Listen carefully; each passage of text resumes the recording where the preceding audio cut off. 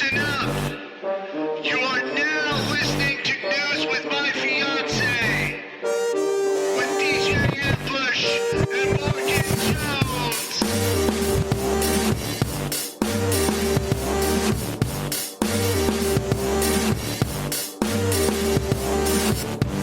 Great morning.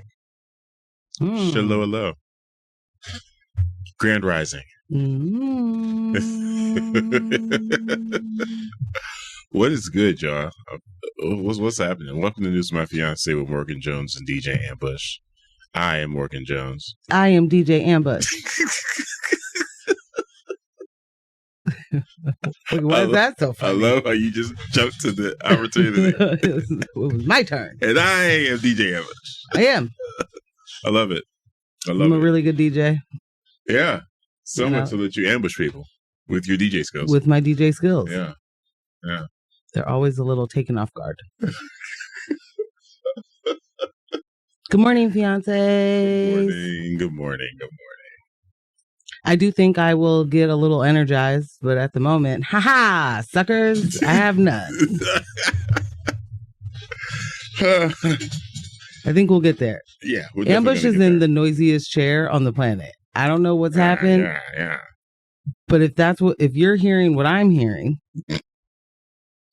it's my chair. Number one, sorry. That's going to be rough. Two, let us know if you hear it. Because if you do, then, have to figure out switching the chair out or something. Maybe make you sit on the floor. Wow. The mic won't reach. Yeah. I ain't trying to do all that. But what's up, y'all? What's up? It's been a couple of days since you heard from us. This Monday thing's going really well. I like that we get to talk to you guys several times a week. I feel like we're missing less now. It's like, do you remember? Holy crap. Did you guys hear? You definitely did, because we talked about it earlier this week. Mm-hmm. It's awesome. It's really great. MJ. That's me. How are you today? I wonder what this is leading to. No, I just feel like, host check-ins. We got to get back to the bare bones of it. Check in with your hosts. Oh, okay. Sorry, it was a pop quiz. Wasn't prepared.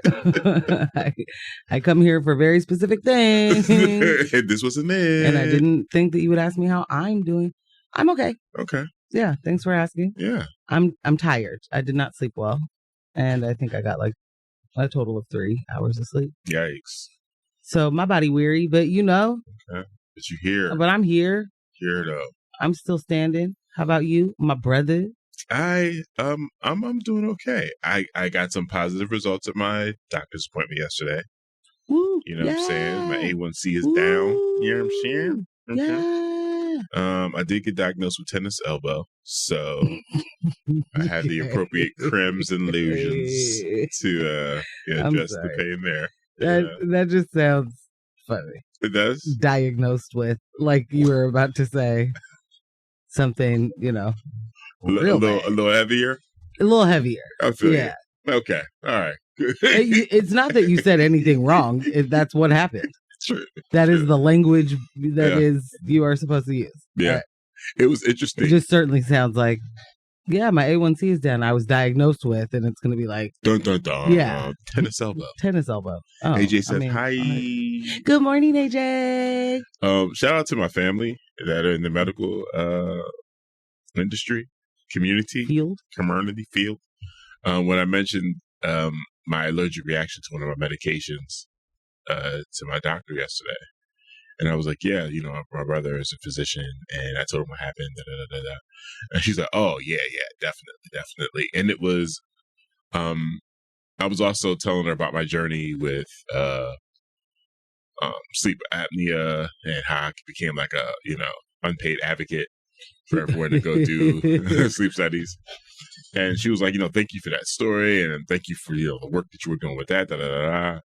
And I told her, I said, a great portion of my family's in medicine, so I don't have some of the same apprehensions of going to the doctor and surgery. So I was like, let's go, go time, let's get it done. And it was funny, once I said that, the language within the conversation changed. And now she's using all these clinical terms with me. And you're like, oh, great. And I'm like- This is wonderful. I said my family's in medicine. Right. My name is DJ Ambush. Right. But I got the majority of it, so it was good. It Yeah. was good. Yeah. It was fun. But yeah, I had a good doctor's That's funny. appointment yesterday. So I'm happy about that. Yeah. Yeah. Fantastico. Blood pressure's doing better. Who knew? Wish I could say the same. Yeah. Not that I actually know. I haven't You don't know. You know. I have to take my own blood pressure. But yeah. Doing all right. A lot to talk about this week. Someone that I wish was doing a little bit better is Luigi. You know what's funny? I remember when we talked on Monday about the McDonald's worker that turned him in. The mixed snitch. The Mick snitch. Didn't see that one coming. Very It's all I have to add to today's show. apropos. So we were talking about the Mick snitch earlier this week, and it was a man. And so apparently the way it went down was this worker heard two customers talking, saying, "Hey, that looks like the dude." So the worker's like, bet, calls 911. And then Altoona police arrive on the scene. In New York, I remember seeing there was a reward of $10,000. Apparently this reward got as high as $50,000. 60. 60,000, of which would have been split between the three of them. Why? Because the tip came as a result of these other two people possibly identifying. They didn't say nothing though. I'm just telling you what they said it was going to happen. It would have been split between the three of them. And also, there's a judge that has to review the evidence to decide whether they were to be awarded the full 60 Why? and not a portion of it. What's the question? I don't understand. I know. So, Who knew this was all this complicated? Let me make sure that I understand Give it to what me. you're saying, Let's go. at least right now. All right. The McDonald's worker, known as the McSnitch, The Mick snitch.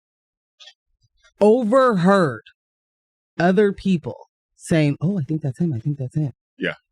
And that person didn't go to those people and go, "Hey guys, I'm going to make the call. Like, Mhm. you want to do this together?" They called their own police, not the FBI, which is my understanding. Had they called the FBI, I was That's going where to get there. that but, oh, yeah. okay, No, my go bad. ahead. They called the police. They call the Altoona police. Mhm. They come, they arrest, they move forward. Now it's time to collect. And someone says to the McSnitch, "Hey, number one, you got to split that if you get it with the other people because you mentioned them." Probably. Now, if that was part of his original narrative when he called the police, "Hey, I'm here at my job. Hey, cops, it's me, Mick Snitch. You know me well. I'm here at my job, and two customers identified someone that looks like." So then, yeah, you've pulled them into your narrative. So yeah, how are you not going to have to split it with them? You know what I'm saying? And this is me acting like I know the exact words Mick Snitch used, but Right. I'm still very confused on why there's even who's going to tell. If those two people never said anything, mhm. why? But if it was never brought, it was only brought to your attention because you overheard them. I hear you. And Yeah. then you made a decision to do something with It that is information. true. It is true. And those two people had a chat at a table Yeah. Let me ask you and something. didn't become mixed snitches. Let me ask you something. Okay. If you and I were those two people and someone got a reward or for overhearing us, Mhm. not related to this, Sure. how would you feel about that? Yeah, I don't know. I'm gonna have to sit on it. Understood.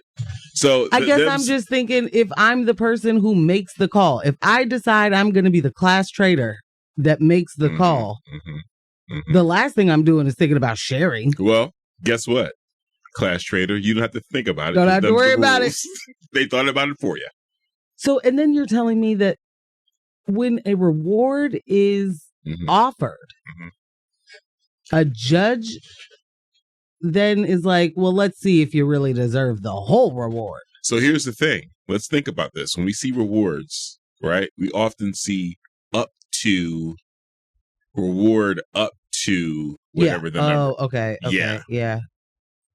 Do you though?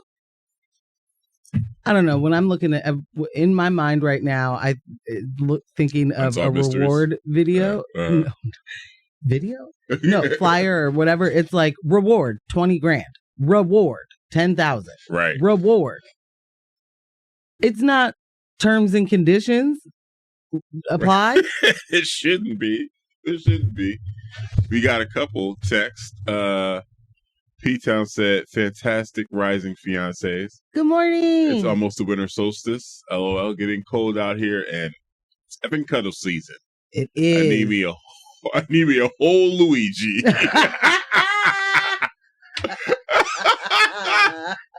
P-Town. Someone says, someone else says, the McDonald's snitch story is super sketchy. How did they know who this dude was based on a super blurry picture and the guy who's at visibility, some sort of professional assassin getting caught in McDonald's with the murder weapon on him? It's sketchy. I don't buy it. It doesn't check out. It doesn't check out. Yeah, that was definitely like he didn't just have the weapon on him. He had the weapon. He had the silencer. I believe his manifesto was also on him. It's like that they're releasing in like by sentence. And here's the crazy thing, right? Here's the interesting thing. He's apparently from Maryland, committed the assassination in New York, and they found him in Pennsylvania. Altoona, Pennsylvania. Luigi, what are we doing? Are you saying that because he was supposed to be in Peru? Wagwan. Yes. Yeah, okay. I just want to make sure I understood I'm back to that. I'm sorry, guys. I keep rolling back to that. But him getting caught in Altoona initially made me think, oh, he must have went back home and was recognized something, right? I tried to make this make sense. Also, it was interesting. I saw people online saying, you mean to tell me that when they released those photos of his mask pulled down, his family, his friends, his schoolmates didn't recognize him immediately? Fam. What more? Nobody's. They were like, I'm not turning you in. No. Okay, I have some additional info. Give it to me. So the NYPD's reward was 10,000. Right. The FBI's is 50. Okay. So there's the combined 60. Interesting. Rewards are contingent on the arrest leading to indictment or conviction, meaning they would have to wait until it's resolved in court, maybe. Listen, wait a minute. I'm sorry. Pause right there. So now I work for the DA's office? Indeed. Listen. No, there was a poster that said reward for information leading to this person's capture or whatever. To their arrest. Or capture. I've done that. And now it's all, so now I gotta be, get the evidence together, guys. We gotta make sure we nail this in order for me to get my reward. Well, let me say that rewards are often adjusted based on factors such as the quality of the tip, the level of cooperation, and the severity of the crime. So, to answer your question, yes. Put the case together or go away, you know? You know what?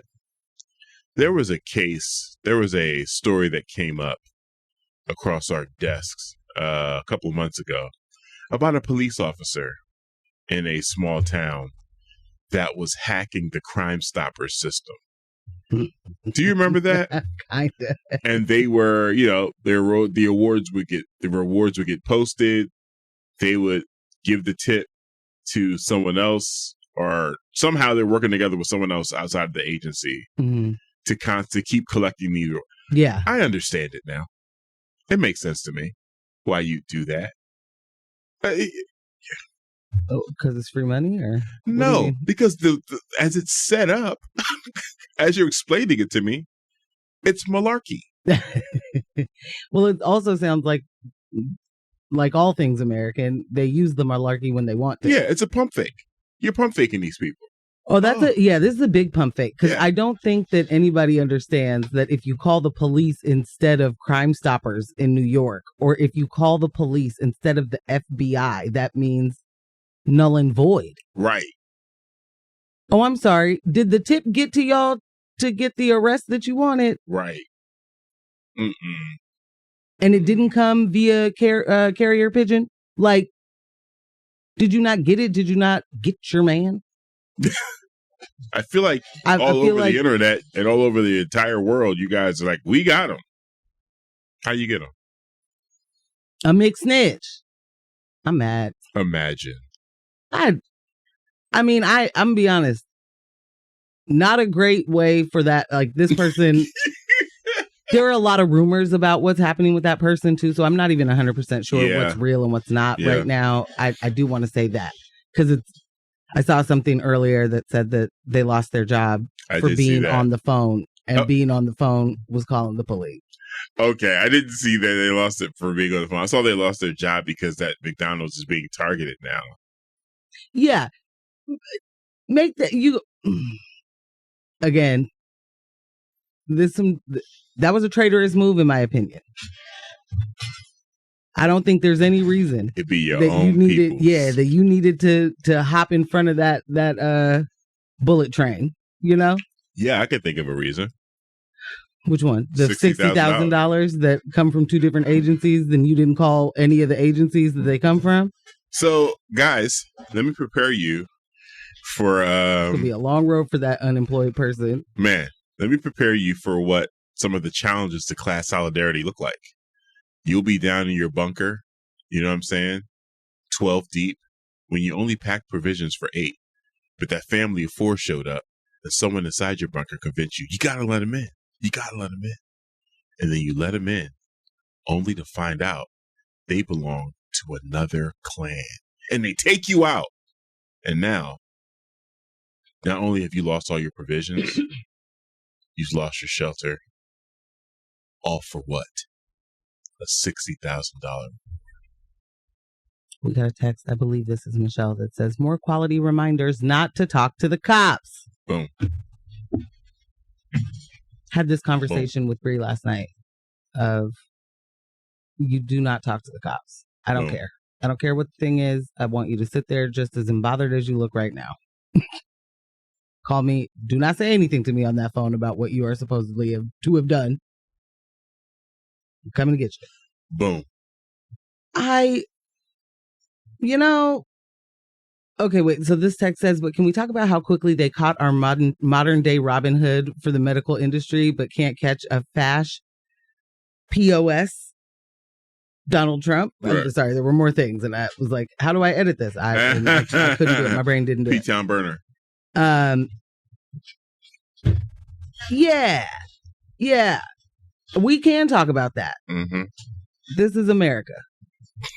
So far. We'll see how this fares a month from now. I just mean that's who's going to be found.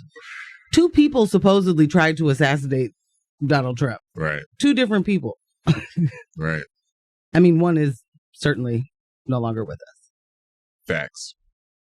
What happened to that other dude that was staked out at Mar-a-Lago? I don't know. That whole story just went away. It did what it needed to do. Did it? It got him in the White House. I don't know that got him in the White House. No, I mean, that would be that singular thing, but it helped, make a hero out of a hooligan. I like it. Thank you. And what I mean is that the entire point of our systems of oppression is oppression. Absolutely. All of the arms. So the fact that they can, I think it's iffy. It makes me raise an eyebrow that we had a picture of him, that this person was able to go a month undetected in all ways while planning, like carrying out the thing. I mean, prior to the crime, ain't much to detect. What I'm saying is he was able to keep himself from being identified. The only picture that they had of that person was when he was flirting. Yeah. At least that's what we're to be told, right? Nah, it's true. And my point is, for a whole month, you was on point with a mask on, a hood up, the jacket, nobody saw you anywhere except for at the hostel you stayed at. You were walking in and out of that hostel without being seen. I don't know if it's without being seen, though.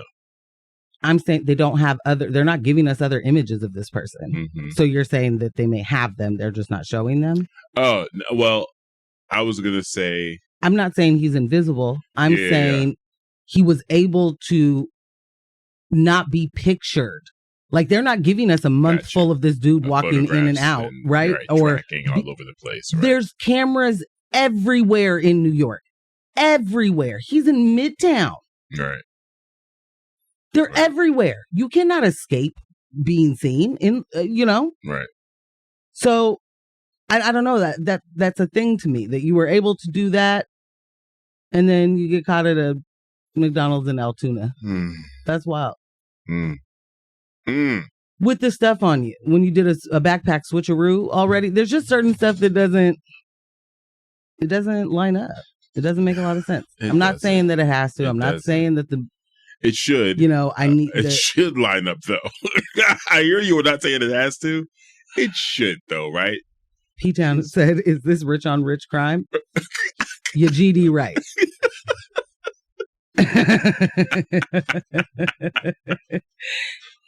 This is the thing. That person being from, a affluent background, and still having this be the result should really be a different story than how they're treating it. Yeah. Because what I'm seeing the media do now is like, that's obviously mental illness. Oh, yeah. Went right there. There's no way this affluent kid, like, he must have been radicalized. He was. Yeah. By the United States healthcare system and for-profit insurance. He was radicalized by that. Why isn't it mental illness why aren't we identifying mental illness in the practices of the people that are running these industries that are defrauding? Fam, that's called success. Oh, right. That's success. It's completely successful for that CEO to have been the head of United Healthcare Insurance, denying 32% of claims. The more denials, the better. Implemented AI as the way that they adjust, basically. And you're a villain. But because the game you play is capitalism, you are a hero. Which is a villainous game. So, okay. Gotcha. Like, bing, bong, boom. The absolute winner, doing solidly at the game of capitalism. I'm not about to shed a tear. Yeah. When it's millions of people you're affecting, thousands of people dying. Not for your new yacht, not for your extra house, not for your bonus, not for your kid to go to the Ivy League school. None of those reasons link up to the actions that those folks implemented. So, like, nah. We're not going to talk about mental illness being the issue when this is the pattern. And if you haven't noticed it, friends and family and fiancés, countrymen, the pattern is it's mental illness when a white presenting person does anything violent. Yeah. Therefore, we should have sympathy. Therefore, not only should we have sympathy, we shouldn't really be like, should we really be talking about punishment? Now, Luigi's not going to get that because Luigi punished a rich. Yeah. But that's what happens. It's, I don't know. Brock Turner really needs the ability to swim more. We gotta. How can we not ruin this person's life? Gotta make sure their life doesn't get ruined. Yeah. Gotta. This was a moment, a slip. Yeah. Mental illness for a second. And like Victimless crime. Being radicalized by being abused by a system can, in fact, maybe cause some mental illness. Yeah, to Pete Town's comment there. AJ said the math is not mathing. Because it's not. And it's not.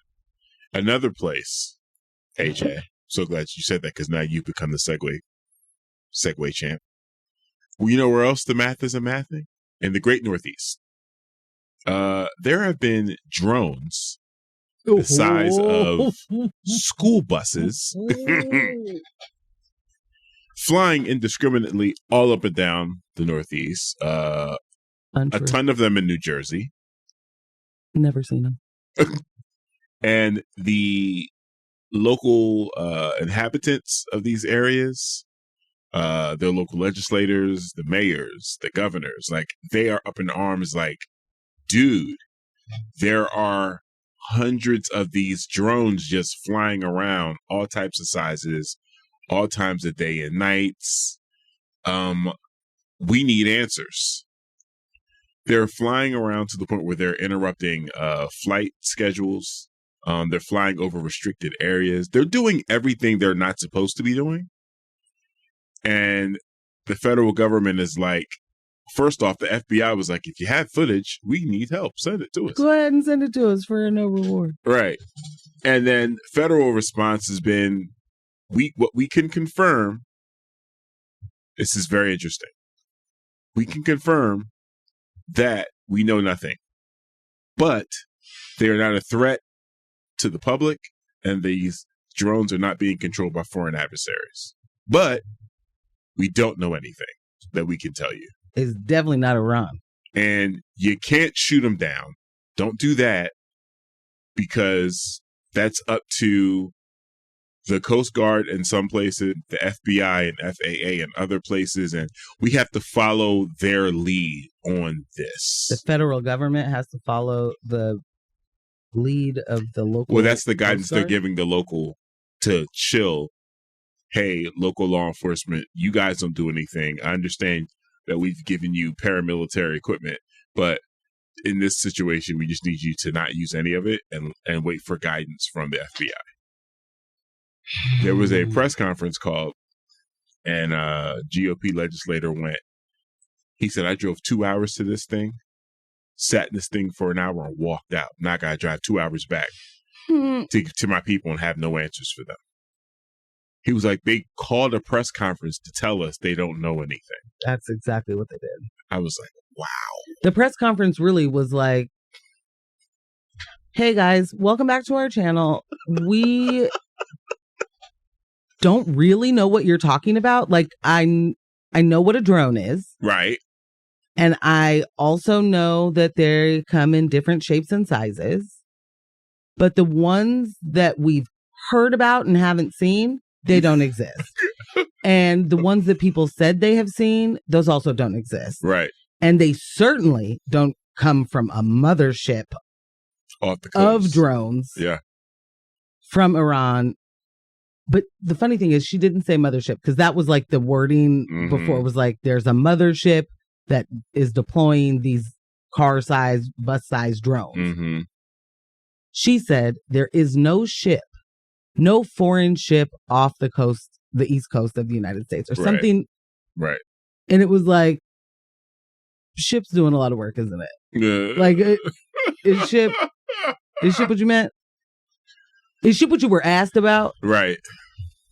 Because I feel like that wasn't the word that they used. I don't think they meant like the U.S., yeah, Navy, blah, blah, blah ship. The SS, whatever. Thank you. Right. I don't think that's what they meant. Yeah.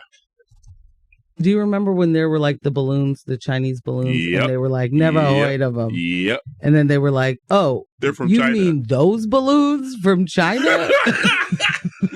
we thought you were talking about the other balloons that we never heard of. We don't know about those. And they're nothing. They're just weather balloons. They're just weather balloons. They're just, science, doing science. All around. Just our Chinese allies doing science. That's it. Over American cities. Yeah. No bigs. There's nothing to see here. I just don't understand Now, here's the thing.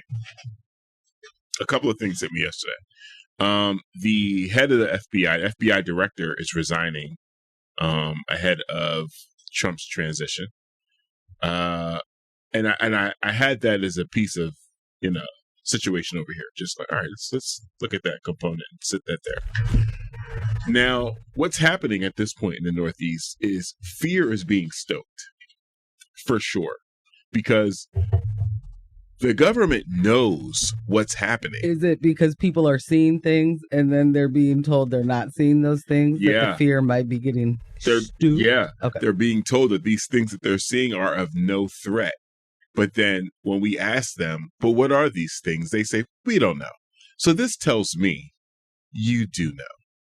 You actually know. You're aware of something that's happening. Might I interrupt you one moment for a text? Please. I'm not sure who this is from because I can't see the names. But Right. I'm not even kidding when I say this. I think it might legitimately be aliens. Congress has been holding up UAP, UFO hearings more and more. Now this, could they finally be disclosing their presence? So that's Jorah knows. Jorah, listen. Jorah! Everybody knows. I'm sci-fied out. I love the aliens. I'm about that. Anyone in today, in 20 and 24, that does not believe in the existence of aliens, you foolish mortal. You think too much of yourself. The hubris. There have been the eyewitness accounts. Like, people have photo, video, like, these are drones. There was a sheriff's department that flew their helicopter above one. And the sheriff said, we neglected to follow it for safety reasons. So these are actual drones. These are man-made drones. That's what they look like. Yeah. Is what you're saying. That's what you and Jorah are saying. They look like man-made. So hey, these man. are aliens that are masking to look like man-made drones. Put me back in the game, coach. Now you're in. Start the X-Files theme song now. Okay. I mean, we got to believe they have the tech. They certainly have the technology, guys. They're walking around looking like us, right? I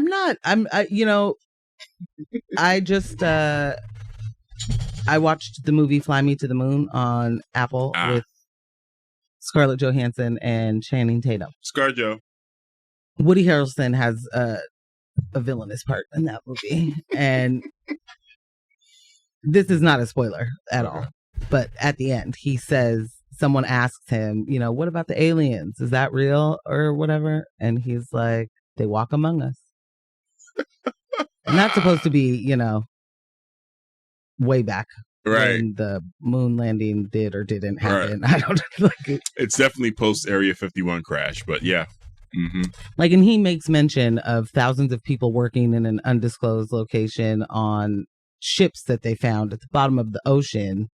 Or alien ships or something like that. And she's like, yeah, but that's not true. And he's like, okay. Sure. Whatever you want to believe, lady. Yeah, man. Yeah. I mean, I'm ready. I'll just say this. If it's a bunch of aliens, just quit playing. Come down. They don't want to handle the scandal. They're sending drones and probes. They know it's dangerous down here. They are assessing. So you can invite all you want, and they're like, I mean, still, so they be having meetings about meetings too. That's not that advanced. I'm gonna lose respect for the aliens in this moment if that's the case. If you are still assessing this rock, there's a problem. Well, you don't need to. There's no HR to go to. I'm gonna tell you that. Either save us or go away. One of the two. Help! Oh my God! Save us or go away. Yeah, because what I don't need is this, like, if it were something of that ilk, right? Let me just stay in that world for a moment. Yeah. If it were something of that ilk and our government pulls which way do we go? Right. I can't figure it out. They will use it as a reason to strike another country. Absolutely. We will literally go to war.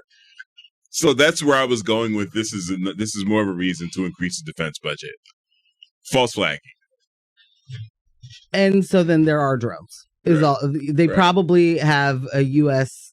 serial number somewhere. Somewhere. So Jorah says, haha, okay, I didn't know they have a close-up pic. Then I wonder what the actual aliens think of this. Same. How many different species of aliens they're like, what are you guys doing down have already probed this dumb place and are like, God, have at it. Who wants it? Not us. You guys don't have any natural resources left down there. Jeez. There's just nothing for you. You're running out of everything and you keep doing it. And it appears you guys know what the problem is. We unscrambled a communication from an alien ship right outside New Mexico. And it was like, mustard!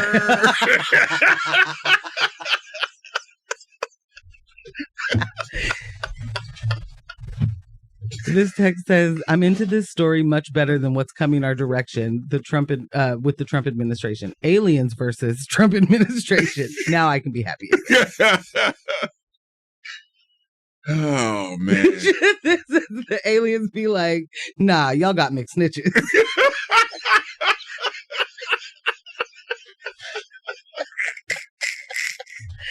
P-Town. That's it. I'll take a music break on that note. So today we're covering... right. Yes. Are we doing stuff? Yeah. In national news, Daniel Penny speaks out after the subway chokehold acquittal. No, thank you. Sparked some protests. I'm going to pass on that story. Yeah. Do I have any say? You do. You are a co-producer.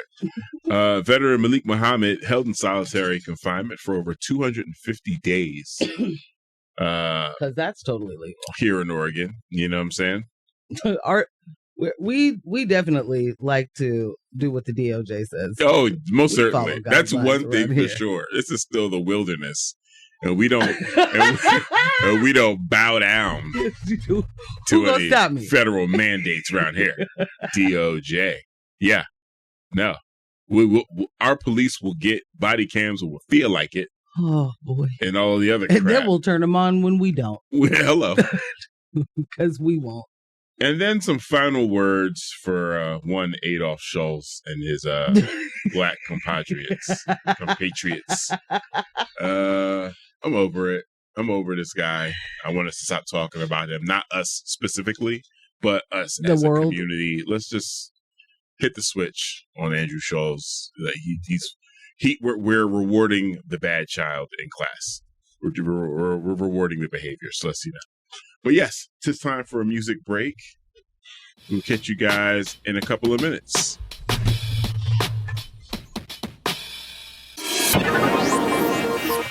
And we are back. Welcome back to News My Fiancé with Morgan Jones and DJ Ambush. As established earlier in the show, I am indeed Morgan Jones. And over there, I am DJ Ambush. All right. Brooke, what up? Good morning, Brooke. She said, I recently had a total unexplained phenomenon in Colorado mountain town. Old hotel. I thought it was a ghost situation, and I was telling a friend about it. A friend who works in development at Stanford University. And she said, oh, that sounds like a UAP.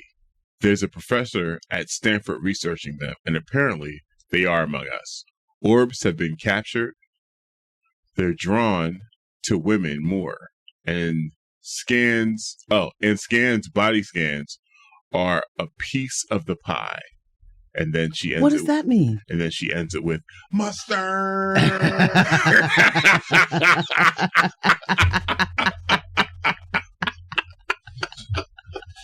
love Brooke so much. So much. Okay, remind me. Can you remind me? UAPs. Yeah, what that they stands just switched for? it from UFOs to UAPs. So unidentified. I can't remember. Okay. Yeah, but I'll they go switched to the internet. they switched because everything's there. I should have started there. That's on me. Yes. So I didn't know they captured some of these orbs. Like, this is what I'm saying. This is what I'm saying, guys. Y'all know too much, and you're not giving us anything. An unidentified anomalous phenomenon. Okay, there we go. Is that how you pronounce it? Anomalous? Sounds right to me. Sorry for interrupting. Y'all know too much. and you're not divulging enough to the American public. So yeah, if people get hysterical, that's on you, bro. That's on you. And at this especially point, if your point is to try not to make people hysterical by not giving information. Every Jeff Goldblum movie has shown you otherwise. Okay. Wow, that was really good. Guys, because here I am, right?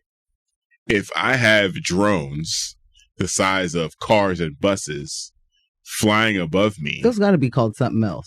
Bruh, right, super drones. I got mega drones. Why would I not? That's a pod. Right. Why would I not fly my own drone to get photos, video, try to figure this thing out and then disable it? Because this is what really kills me about this entire situation. Okay. Nothing, absolutely nothing these drones are doing are legal.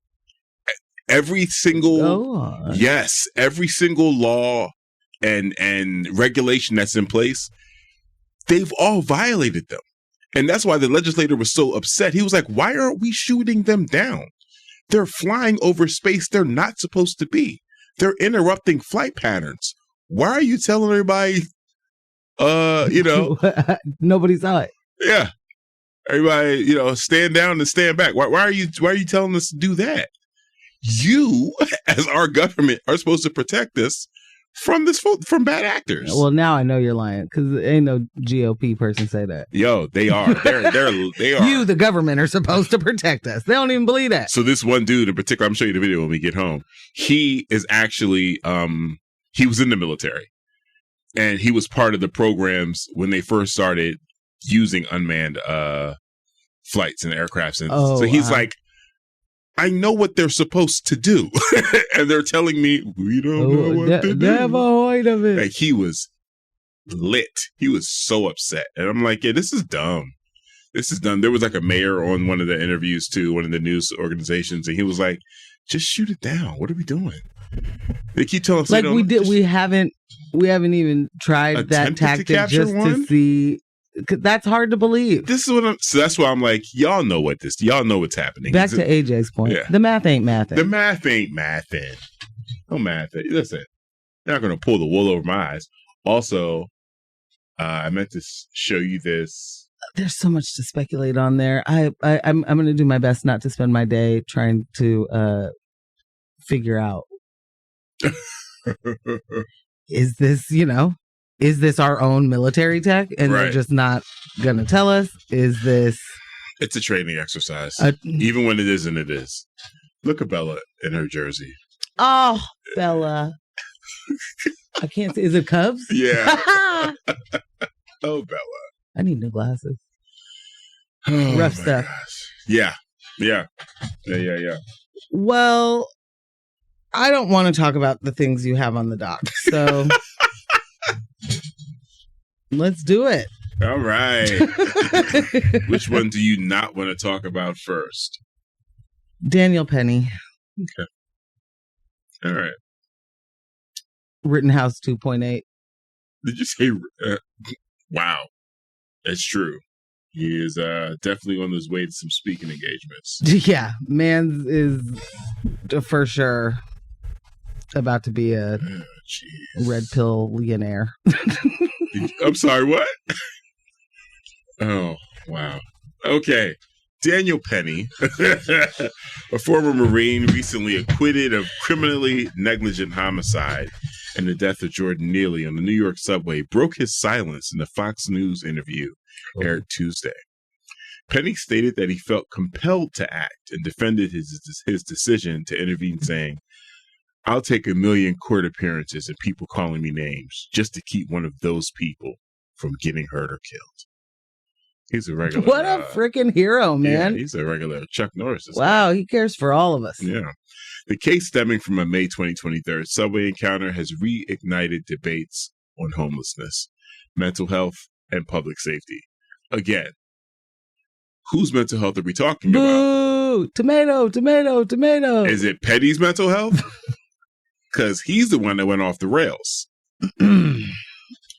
Penny placed Neely, a 30-year-old black homeless man, in a chokehold for 6 minutes after Neely's aggressive outburst on a crowded subway car. While Neely had not physically attacked anyone, passengers reported he made threats to harm others. Neely, who had schizophrenia and a history of prior arrests, died from the chokehold.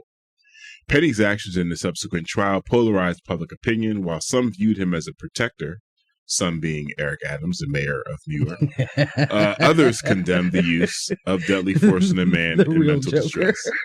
The real Joker. Protests erupted in Manhattan following the verdict, with demonstrators chanting Neely's name and calling the outcome an injustice.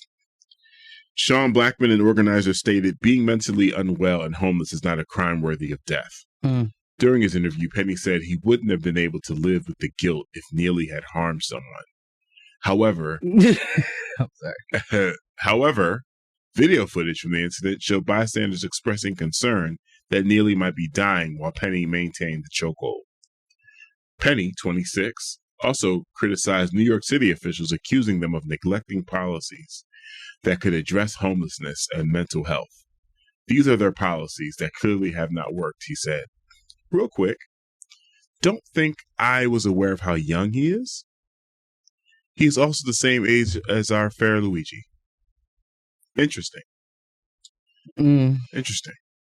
The case was prosecuted by Manhattan District Attorney Alvin Bragg, my dad's close personal homeboy, whose office maintained that Petty's response to the unarmed Neely was excessive. The jury, however, sided with Petty's defense, which argued that his actions were necessary to protect other passengers. I keep pausing because it sounds like the jury and Mayor Adams are in favor of vigilantes, because that's what this is. This is vigilantism gone horribly wrong. Horribly wrong. To your point, Morgan Jones, to your ever repeated point, could you imagine if with his type of decision making, he also was a billionaire?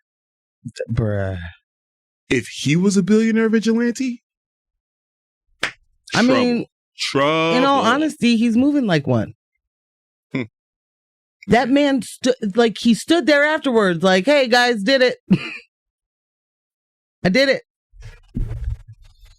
Hey, you guys, you cops want to come over here and deal with this? I subdued this guy for you." Killed? No, not me. I subdued him for you. He would have been the next one subdued. If I was on the train and watched this man do that, you have now committed a crime. Guys, we need to pin him down. The cops got to come get this one. Yeah. I guess. Neely's death underscores systemic issues, including how cities handle homelessness and public safety on mass transit. Critics argue that incidents like this highlight the urgent need for reforms addressing mental health services and de-escalation training. While Petty did not testify at his trial, his police statements were introduced where he described Neely as acting like a lunatic. Penny claimed he applied the chokehold to de-escalate the situation. Yeah, that worked. Though the city's medical examiner ruled that it directly caused Neely's death. The defense challenged this finding, asserting that Penny's actions were justified under the circumstances. And guess what? The jury agreed. Yeah. Well, Ambush, I don't know if you know this, but in New York, it's really terrifying anytime a homeless person gets on the train. They're not used to it. No one's ever noisy on there. No one's ever saying, "Give me money" or attention, or never happens. So had to be a terrifying event. Right. To see somebody, a poor, saying that they're a poor. What's so wild is, again, when this happened, we both were saying this exact same thing as you just said. This is commonplace in the New York subway. I mean, it's just commonplace. Fam did not get on there screaming and kicking and punching. You know what I mean? That wasn't people being uncomfortable. What really gets me is the same people who will say, "I was so uncomfortable, I'm fine with that man being killed," will tell you that there's no such thing as racism where you work. Yeah. Or that you shouldn't have to, oh, well, just don't even think about it. Right. You know, well, really, how could it be that uncomfortable? Right. Like, someone made you uncomfortable for 72 seconds and you thought it was like appropriate for a choke out?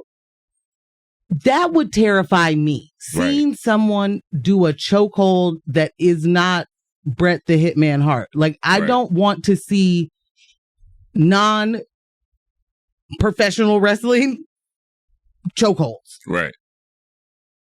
It's going to terrify me no matter who's doing it, but certainly on the train in front of you, like, it wasn't necessary. At all. So for me, one of the things is the decision to charge certain, or to, the prosecution deciding on certain charges. Yeah. Yeah. I think I do not know what his intent was, right?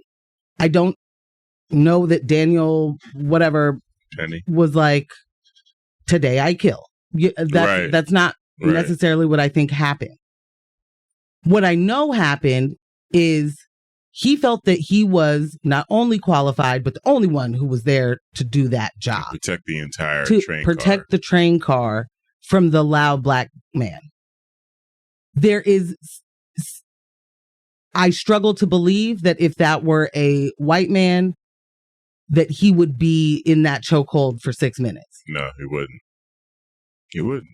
I struggle to believe that there would have been a chokehold placed on that white man. And maybe just me.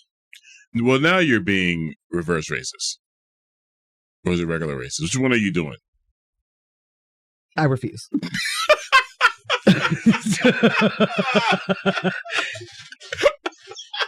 For everybody listening, what just happened in that moment of silence was like as if Ambush and I were looking back and forth at each other, but we were just staring each other down. I was like, I don't even know what you mean by any of the words you're saying. I refuse. Bob said perhaps someone could have protected the passengers by offering that poor man some water. Half of the sandwich in your bag. So P-Town asked a question. How can people stand there with no action? That whole effing hell of it. So I heard something earlier this week that talked about, it was a conversation about, we often see these videos where there are tons of people holding cameras.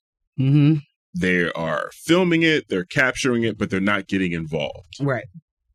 I heard something really interesting this week, that in doing that, it's actually a form of defense in the way that if they're watching it on their screen in front of them, they're detaching themselves from the actual thing that's happening.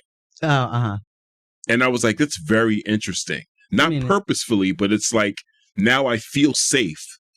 Because it's on the screen. It's happening on the screen. Oh, that's wild. Right. And I was like, whoa. Because immediately, every time I hear a situation like this, it's like... And you just sat there? Right. And not that I'm some vigilante, but like, this stuff don't happen when I'm around. What? Like, you had him for 6 minutes. I'm going to say right now, he stopped moving and struggling probably after a minute and a half. I'm not giving it that long. Right. Maybe 45 seconds. At that point, you're just on him.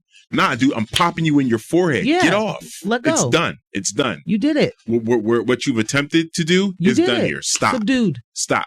You're not letting go. Now I'm going to kick you. Get off of him. Who is this Bob? Bob, give me the water. I'm splashing Penny with the water. Like, get up. Right. What more are we doing here? Right. But, I mean... It's incredible to me. To P-Town's point, I know that we all have our own traumas and we also have our own things that we are dealing with, and we're all, afraid and scared of different things and all of that. It really does boggle my mind though. Like, that's a full train car. Yeah. Absolutely. Or these other, situations where we see Eric Garner. There's a lot of people out there. Not that they weren't trying. Right. But there were more cops than anything. And that's different too, because those Yeah, are that's the different. cop. They got them things on them, you know. And they use them. Boy, do they? Yeah. I don't know if you guys they do know not this. have the idea of one Batman where it's like, don't kill. They're like, I'm a mama bear. Pow pow bang bang. Yeah. Yeah. I'm just, and you're near my cub. Yeah. Doesn't matter if any of that's true. I'm just going to kill you. Yeah. Right. Anyways. I have a lot of problems with this story. All of the things that have been brought up. This country's response to outward anti-blackness, for people who are saying like this is a case where, you know, there's no winner, so to speak, you know, like I can't remember that man's name that was on CNN who said that Daniel Penny's the victim in this. I cannot remember his name. Wow. We watched it, or was it MSNBC? It was one of the two. Whew. And he said, he was talking to a black woman. We watched this together. He said, well, I think that you're saying that Neely is the victim, but I would say that Penny is the victim. This sounds familiar.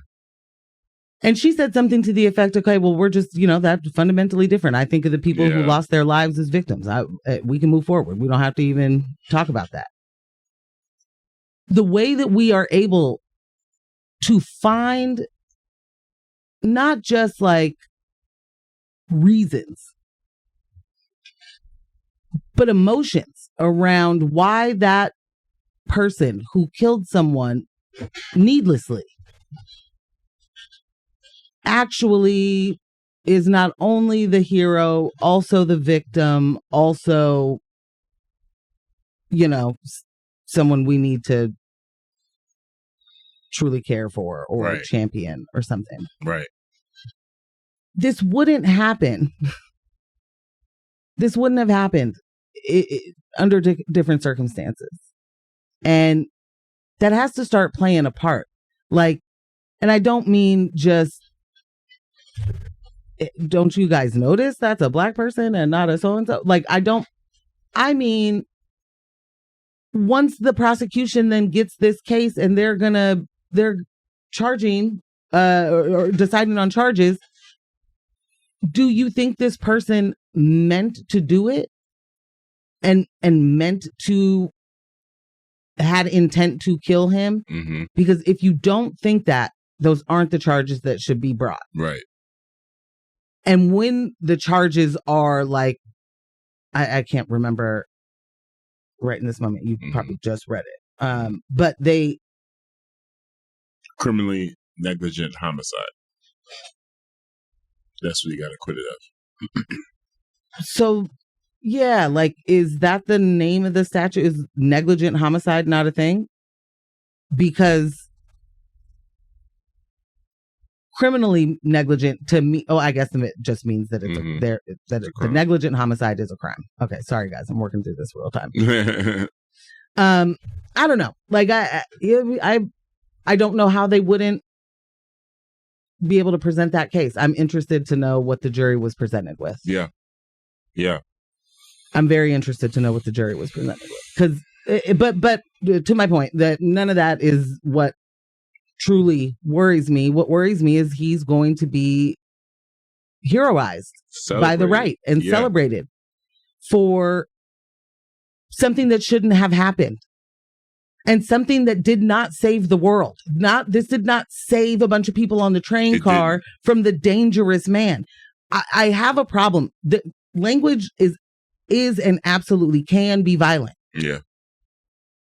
But when you start with saying that that Jordan Neely was aggressive with his language, but then tell me what he was saying is, I'm hungry, I'm thirsty, I'm tired, I need help.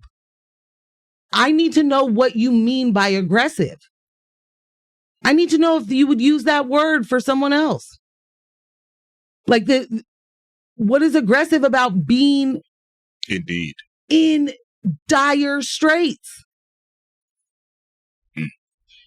at your wit's end. He wasn't on there like, I'm about to kill everybody because I haven't had a sandwich. Like, Definitely wasn't.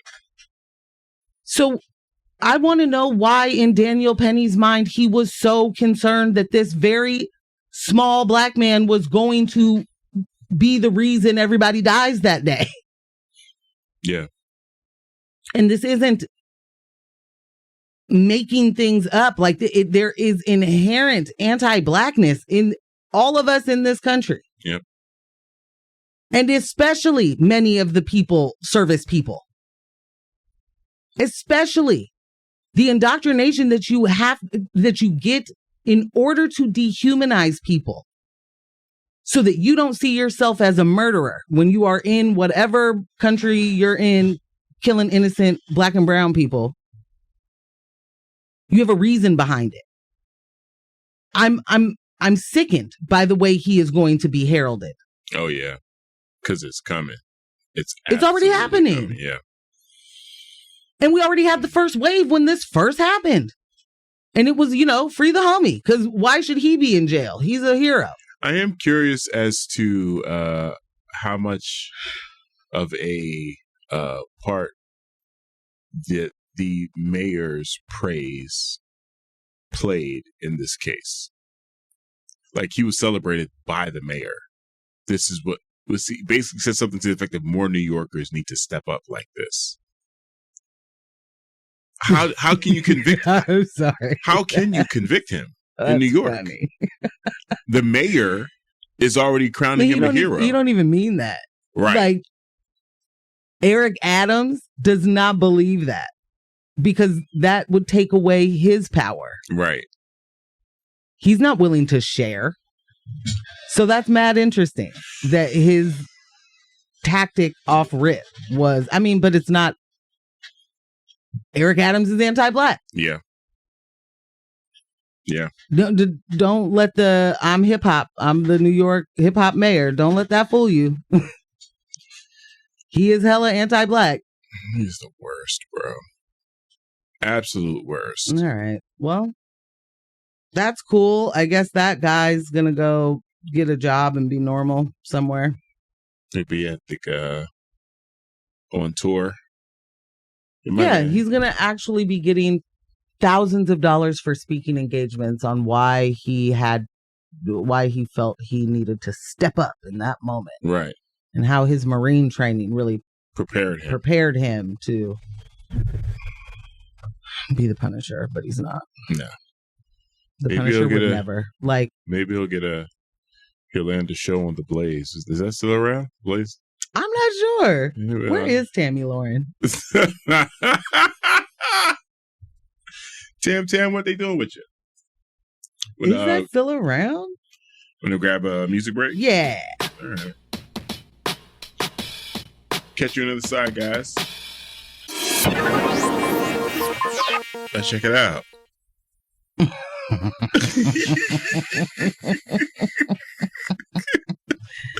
And we back.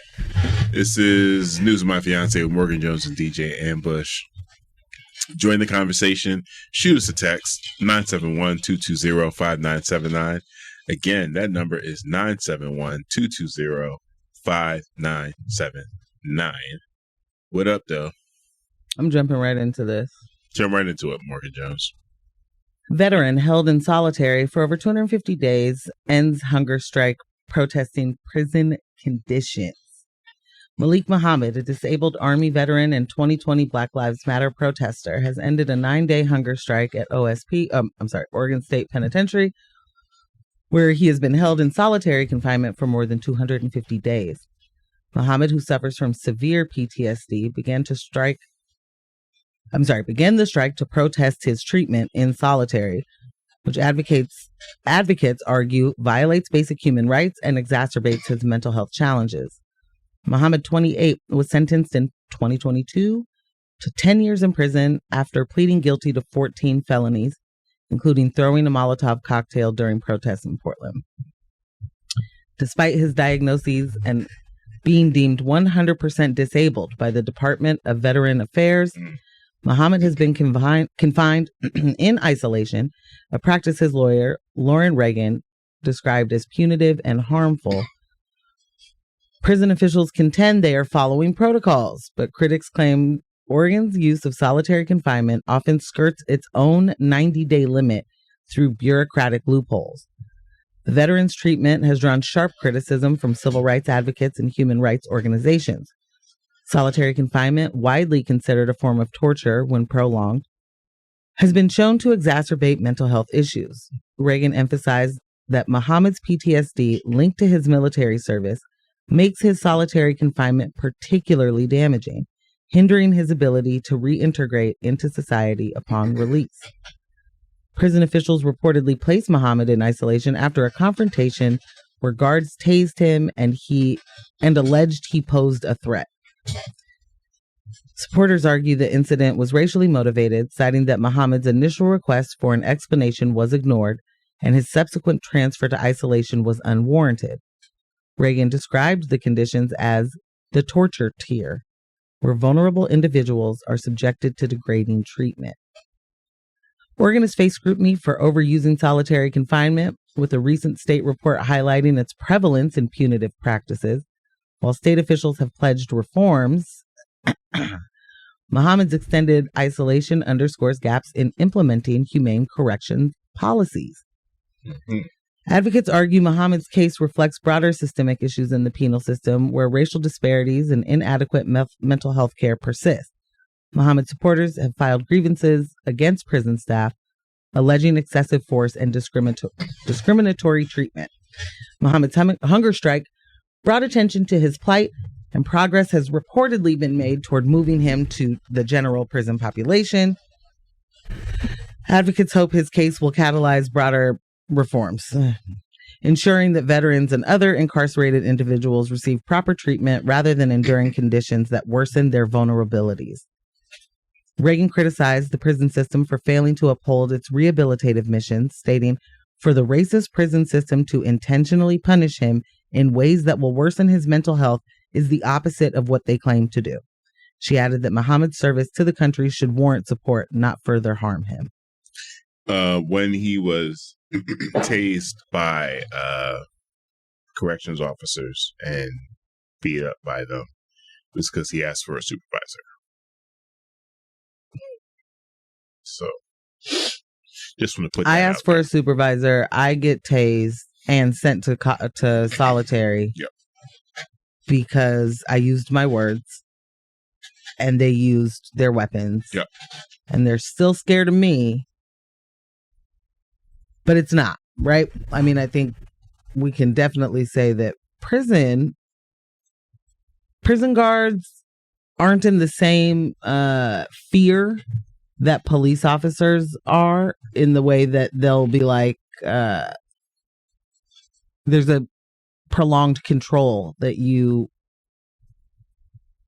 have and can enforce. Right. As a prison guard.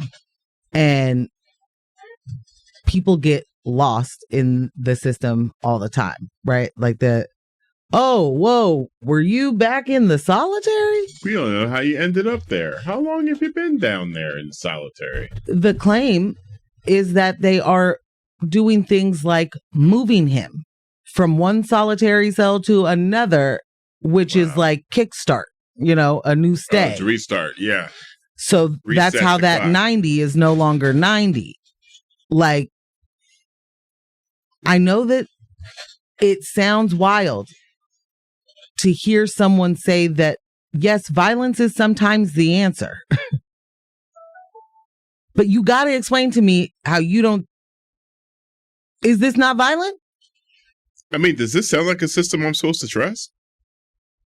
It certainly don't to me. But this system is enacting the most heinous acts of violence at all times, and then telling the people they're doing it to that violence isn't the answer. If violence wasn't the answer, we would not be dealing with the weaponry and the harm that happens to incarcerated people. We would not be dealing with the weaponry and harm that happens to people that they're trying to apprehend. Violence certainly meets their needs every time they need to deploy. MJ, Sir. If violence wasn't the answer, why are we, as a local, federal, and national bodies, so well armed? It's probably because violence is the answer. Oh.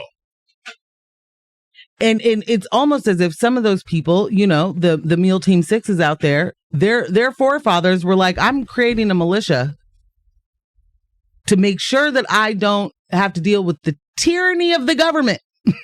Right. Just so happens some of those militias, their idea of tyranny was, you know, Black people having rights. Desegregation. Desegregation was the tyranny. Yeah. You let them vote. That's it. We gotta get in these woods and learn how to shoot now. I've had it. Had it up to here. This text says, if violence wasn't the answer, then why genocide? I mean, thank you. Ooh. Thank y'all for coming out. Talk to you later. I feel like this story is going to be something we'll be touching on as it continues. Men's is in there for 10 years. He's 4 years in. Yikes. I mean, he should not be in prison. No. This is a person who should not be in prison. And another indictment against the system and how we are only interested in conviction and not interested in the truth of what happened. Right. Right. And you know that when you have a team of prosecutors or whoever that decide we can take that attempted murder off the table if you just plead guilty to these 14 other felonies. You know, it's when we do that, is it really about making sure that we're holding someone accountable for potentially harming the police? Right.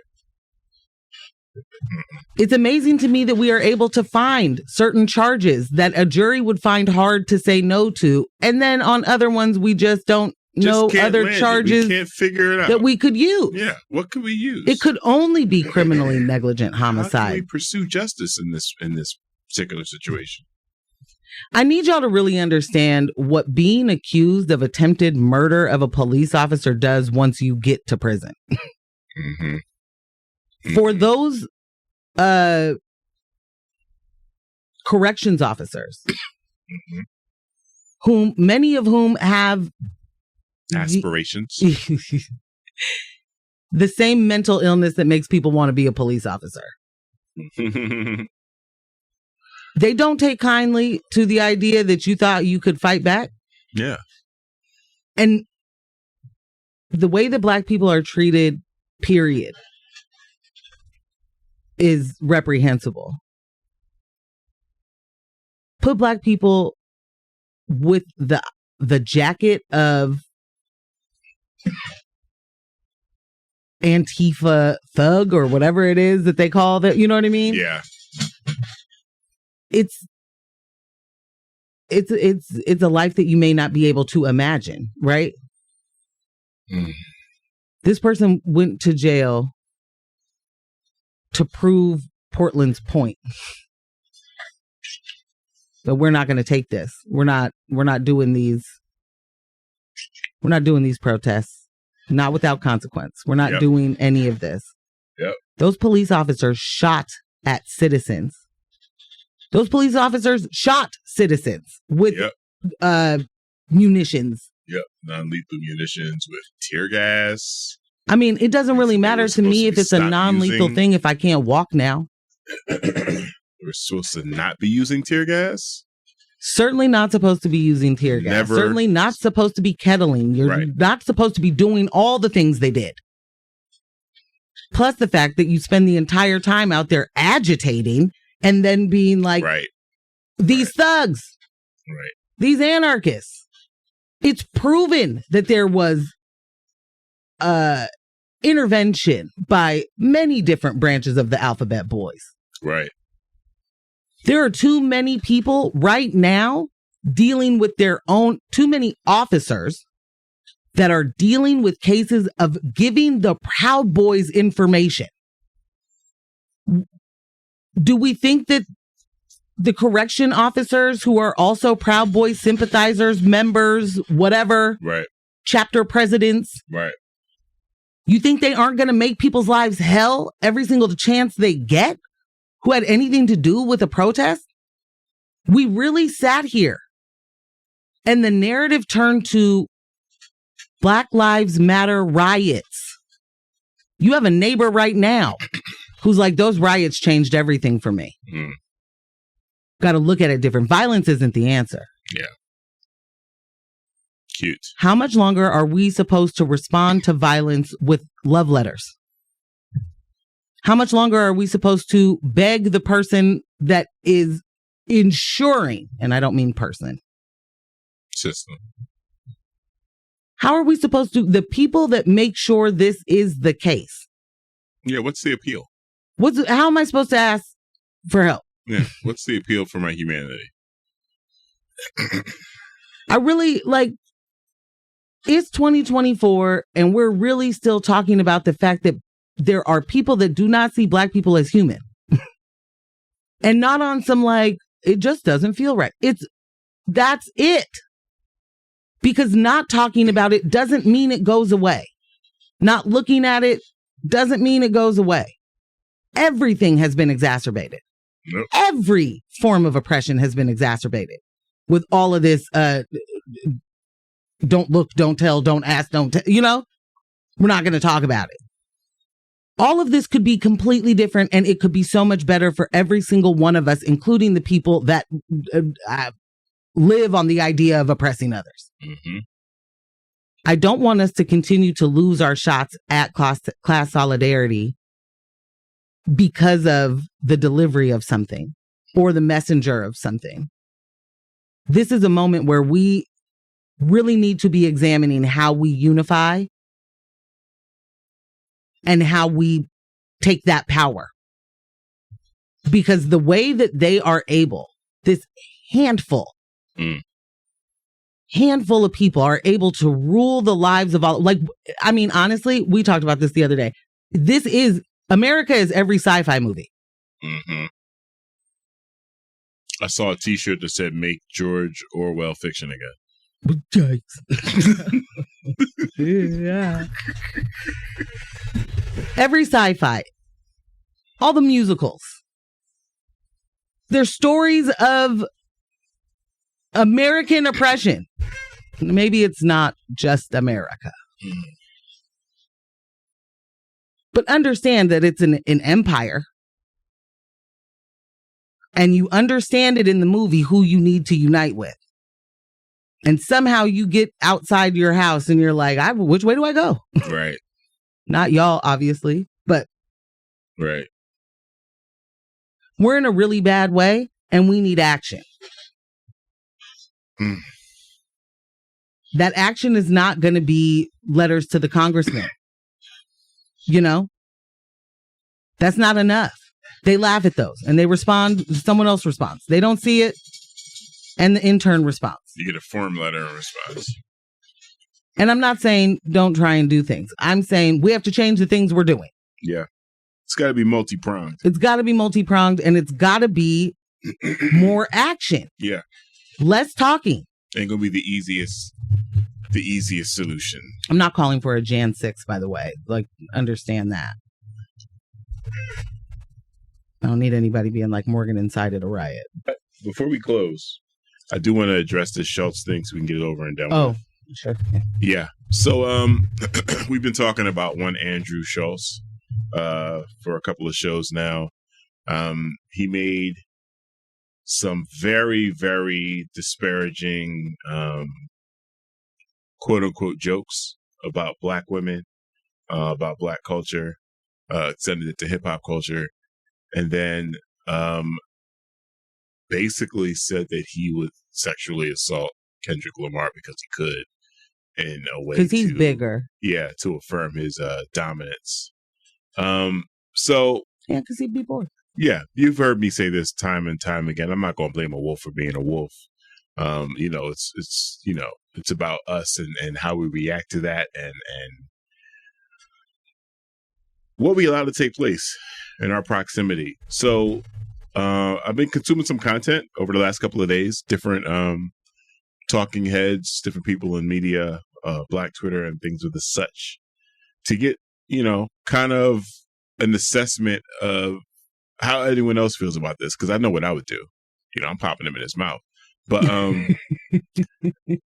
thankfully, I saw a rap latte conversation with Teray, and again, I cannot remember the gentleman that he has on whose show they have together. It was a really, really good reaction to that moment, and they took a point to call out Charlemagne and call out Alex Media. Alex Media is one of the co-hosts on the Flagrant 2 podcast that sat on that couch while Adolf Schulz was saying the things that he was saying, and laughing and laughing like, you stupid, right? Oh. And Van Lathan, someone else who recently come under my ire for the way he responded, because Alex Media is his homie. Andrew Schulz is apparently his homie. The message was never intended. What Kendrick said was never intended for Andrew. It was always intended for the Black and brown people around him. And the message was, do not allow these people to take shots at Black women. And I feel like that's what's getting lost.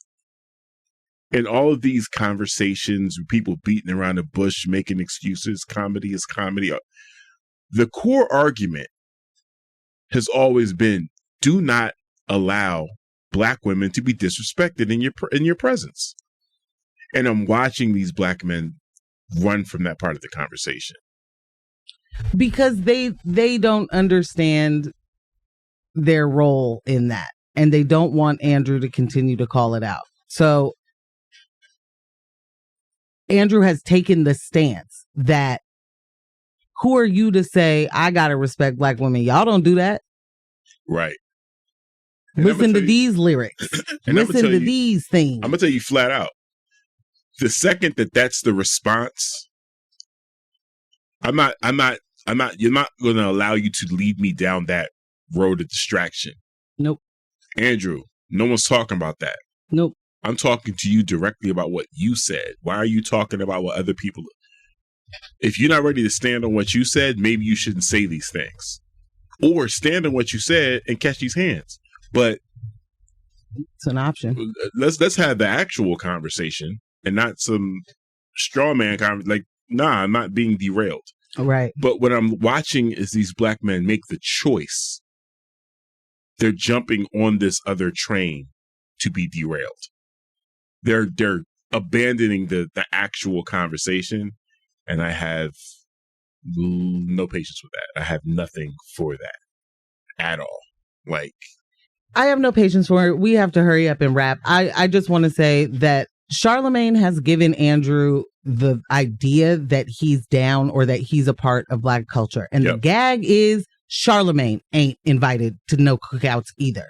He is not a part of Black culture the way that he purports to be. He's like, he's not the one who's going to make you cool. Not going to happen. He's never been that one. So when you use Black culture as a propeller right into the red pill manosphere, all to turn around and insult Black people and Black culture to maintain that group of like neckbeard Nazi fans, have at it, bro. Yeah, I saw you. Be over there doing that over there. There's plenty to joke about. There's plenty to laugh at. I don't find him funny. He hasn't made me laugh. Mm-hmm. The super old like tropes about Black women, just if you're using that today, means you don't know any. That's a self-report. Yeah. Because if your reaction to seeing white men with Black women say, this Black woman makes me better in these ways, if your response to that is they probably beating you, that's wild. Y'all better check that fool. You're listening to News of My Fiancé. We have concluded. That's another great show. That's all. With Morgan Jones and DJ Ambush. I'm DJ Ambush. Shout out to our podcast editor, Kyle G, Residual Audio. Thank you all for texting. I have updated the playlist. Got y'all the best. Thank you so much. On there. But don't let the individuals distract you from the systems. Poverty is a policy choice. People over profits. Power to the people. None of us are free until we are all free. Thank you so much for listening. Bye.